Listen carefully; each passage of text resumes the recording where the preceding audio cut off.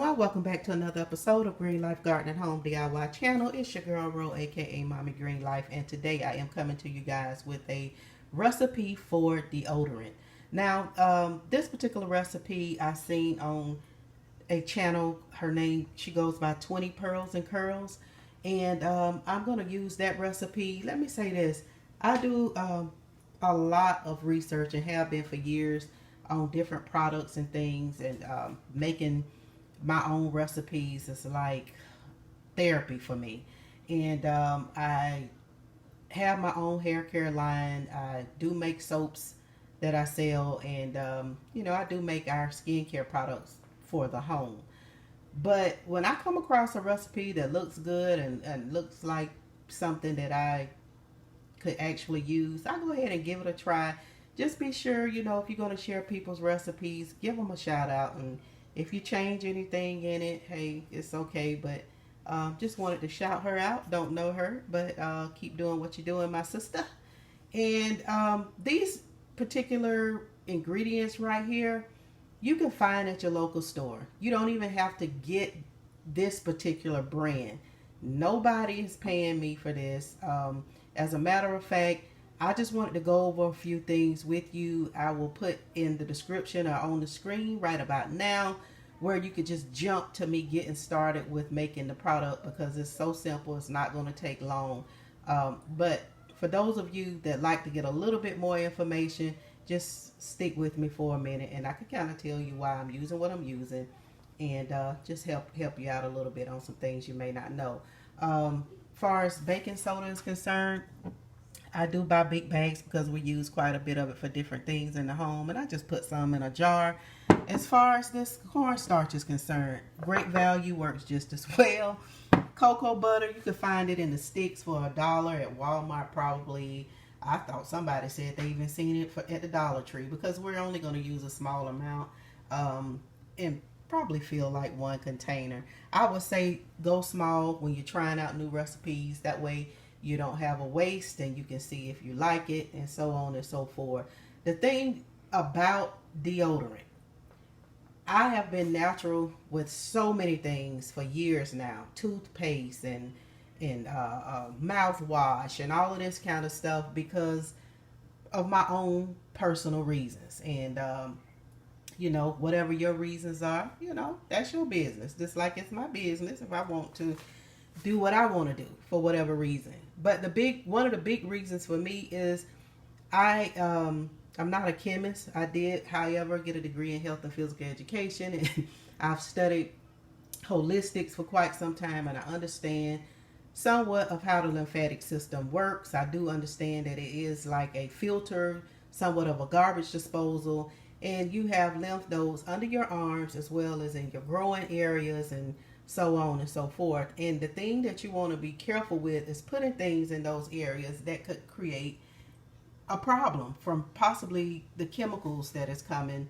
from that. I'm not trying to say that it is creating issues as far as cancer or anything like that. I'm not a doctor, disclaimer. I told you I'm not a chemist or anything, but I know from what I've studied and just using my common sense that could be a potential issue. And so I choose not to use regular deodorants. And what I do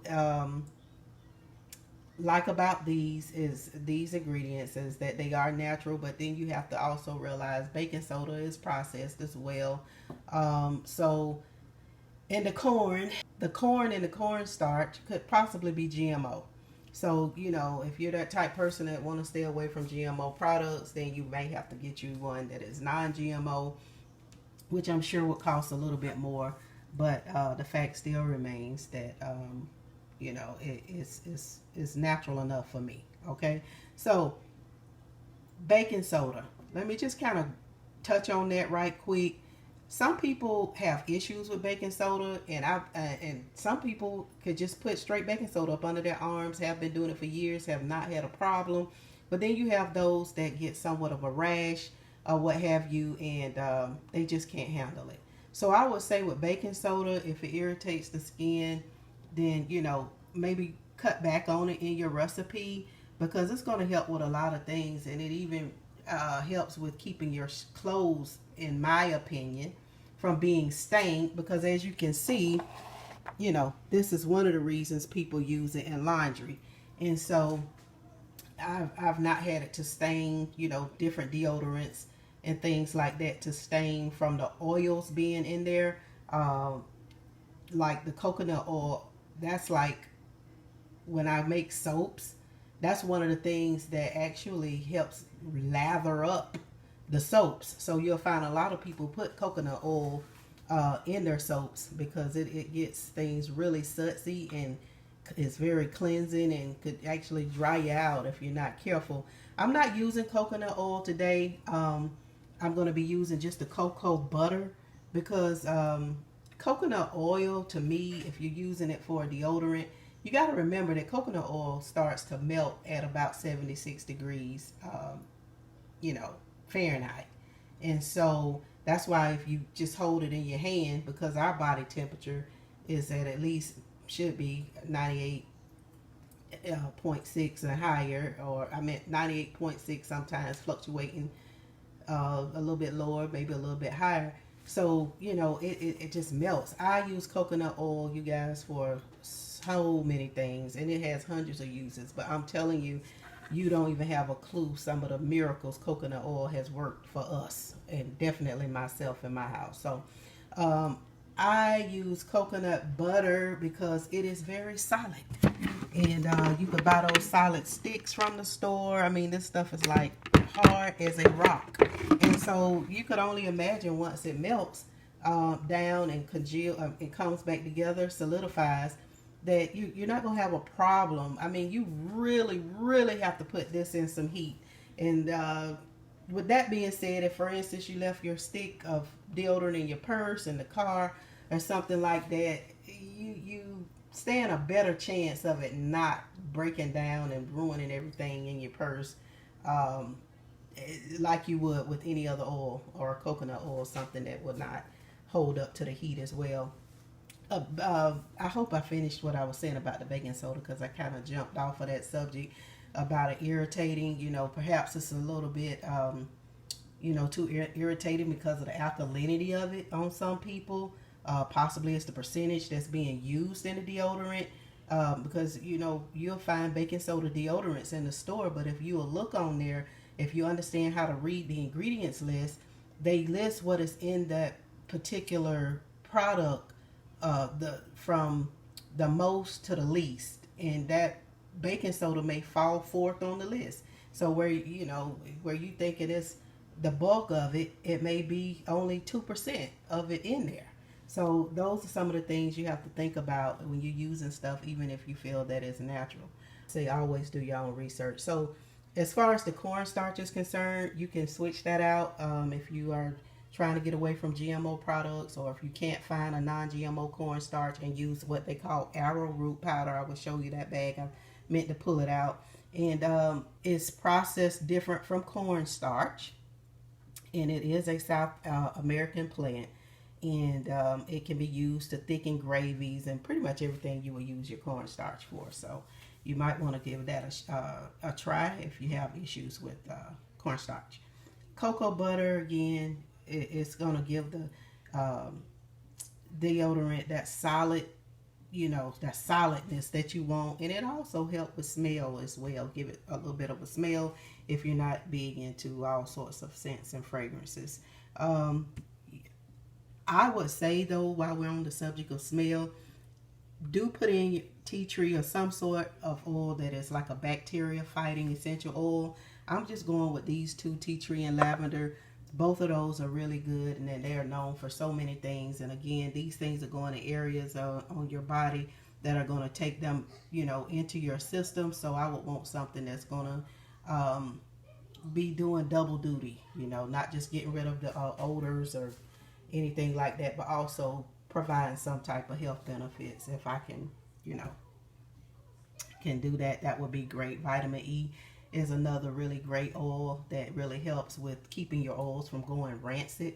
Vitamin E oil is not a preservative, neither is rosemary and a lot of other things that we tend to think preserve these things. Trust me, I've used all of them, tested them out on certain stuff, and although they help, you know, as far as keeping products a little bit longer, they're not what you would call a preservative. I have my containers here. These came from a bag that was given out at an event we were at, and they had like several deodorants in that bag. I just simply threw the deodorant out, the solid stick that was in there, cleaned it out, and I'm going to use it for some natural deodorant, so I didn't even have to go and buy any containers. This container actually came with something I had ordered that they would just kind of give. Right now, I'm going to go ahead and get to the point of actually getting everything all mixed up. Do see if you can find a chart to know how much essential oil you need to use for whatever you're using. Okay, so while the cocoa butter is melting, I am going to go ahead and add in 1/4 cup of my cornstarch. All right.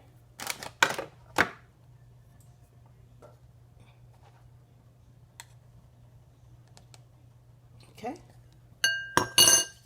Put that in there. 2 tablespoons of baking powder.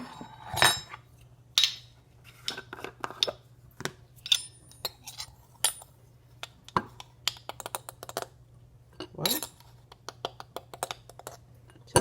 And this is a small batch because remember, you know, when you try new stuff, it may be stuff that you even use and, you know, have never given you problems, but the amounts may be a little bit too much for you for whatever reason. Just want to kind of mix that in.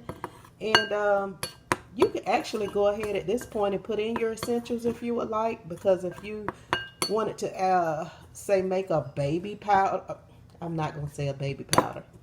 If you wanted to make a powder for yourself, you could actually use cornstarch, or you could use the arrowroot, put you some essential oils in it, and you'll have a powder. All right, so this is my 1/4 teaspoon. I'm gonna put 1/4 of a teaspoon on there. Put it in the bowl. Another thing she did use was 3/4 of a teaspoon of her favorite fragrance oil. This is rosehip oil. I've had it for quite some time. You know, so I just kind of want to use that just because it don't have a really big what would you call fragrance to it, but she used 3/4. I'm using 1/4 there. All right, and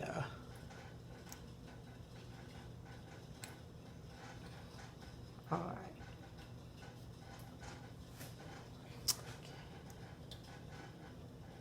All right, so we got 3/4 of a teaspoon of that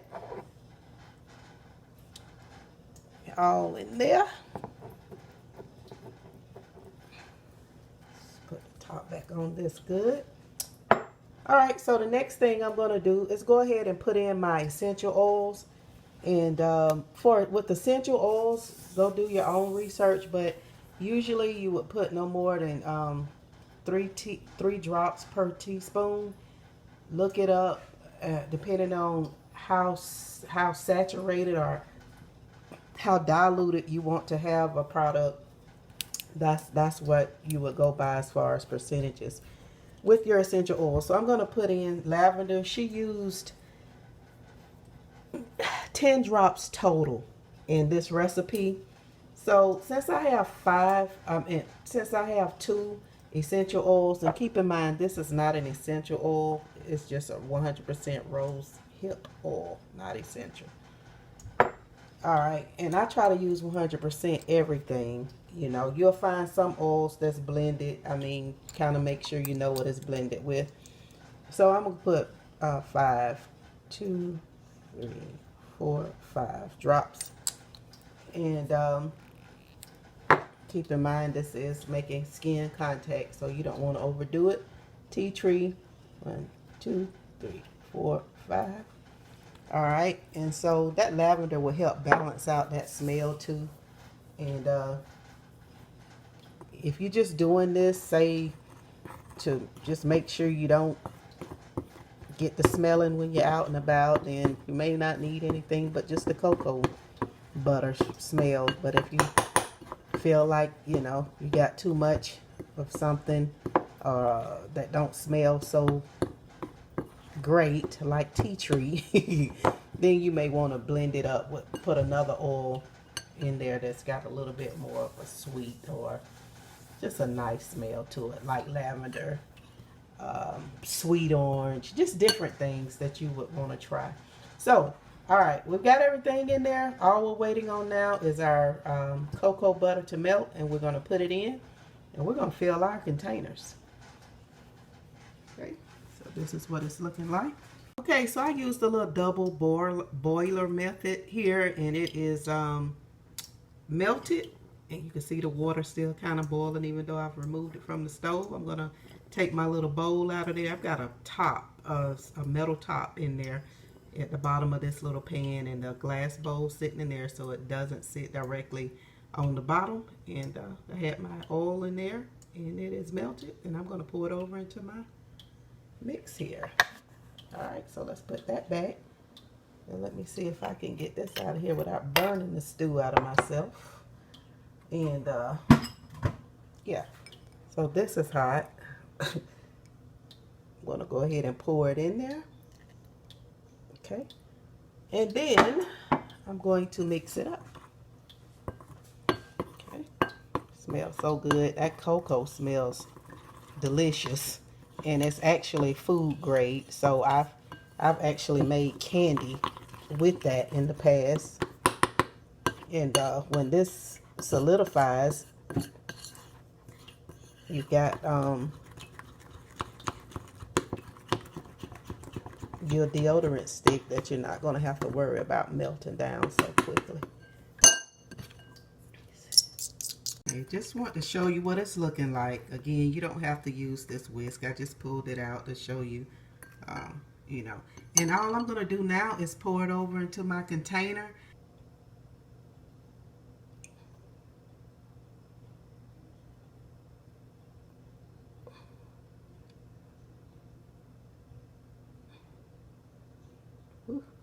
That's going to be just enough for this. This little amount here, I could actually put in a smaller container. And what we do with that is just kind of, you could use your finger, you know, and get it out that way. Y'all know that we used to do that back in the day with that little Tussie deodorant. Yeah. All right, so I'm gonna see. I may just go ahead on it, pour it on over in here. Whew. But again, make a small amount in the beginning. Make sure it's gonna work out for you and your family. And that's all you'll need to do. All right. And this will hold up for quite some time because there's no water content there. I'm going to put these in the refrigerator, and I'm going to let them solidify, and I'll come back and show you what it looks like. Okay, you guys, I am done. Here's our finished product, all natural deodorant, handmade at home. Ain't that better? Rest in peace, Patrice O'Neal, as Kwame Brown would say. All right, so it's been sitting out for a while. As you can see, it's solidified. I have no problem with melting or anything like that. And it's going in the bathroom. And the other one will go on the shelf until it's needed. So give it a try. Let me know what you think. Please don't forget to like, share, and subscribe. Hit that notification bell so that you will be notified every time I upload a video. And I'll see you on the next one. One love.